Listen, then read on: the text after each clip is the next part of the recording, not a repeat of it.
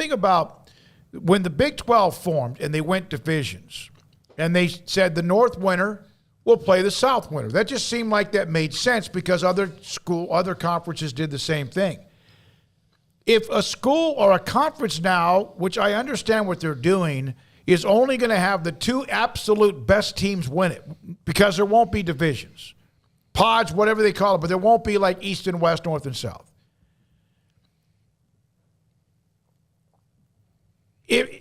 Is Missouri ever going to win this thing? Did they before? They were in it once. Right out of the Big 12. Yeah.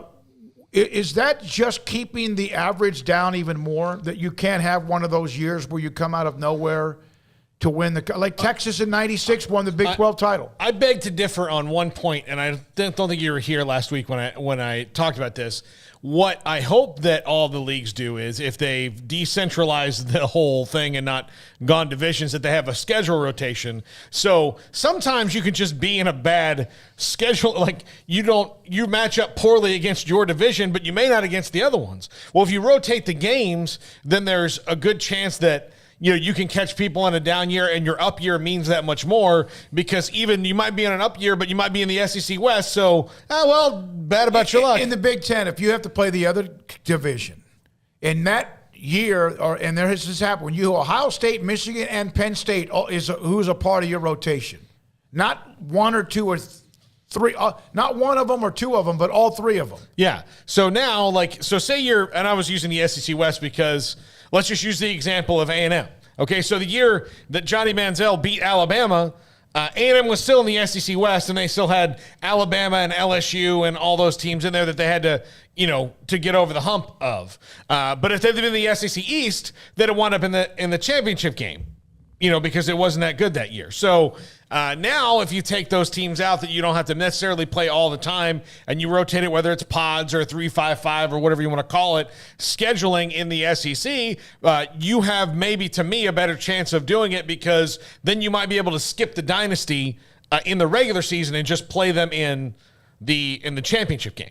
Yeah, so it's going to come down to, based on what I've read, and I haven't done a lot of studying on this, got college football every day. So the top two ranked teams, the two teams with the best record, but also then if there's ties, it would be the top ranked team out. Those are the tiebreakers. If that's the way they want to do it, again, it's up to the conferences to figure out, that's the whole thing, is the power was stripped away of having to do a conference title game a certain way. That was what we're talking about last week. We're not talking about, all of a sudden conferences can create what they want. No, but the main story is that they are not obligated to have divisions to have the conference championship game, and it's this team versus this team, East versus West.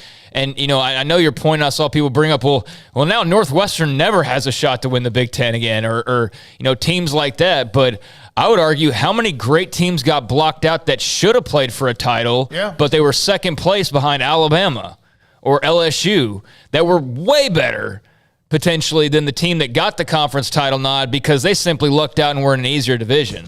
I mean, I haven't heard too many people bring that part of it up. So, yeah, I mean, it might suck for South Carolina or Florida or someone like that along those lines to, you can't just depend on winning the East now. But, a lot of teams that were damn good second-place teams in the West that didn't get the opportunity that some team who wasn't as deserving in the East got simply because they were just in a different division. So I think it goes both ways. And the Big 12 became much stronger in the South than it was originally in the North, even though Texas won the first one.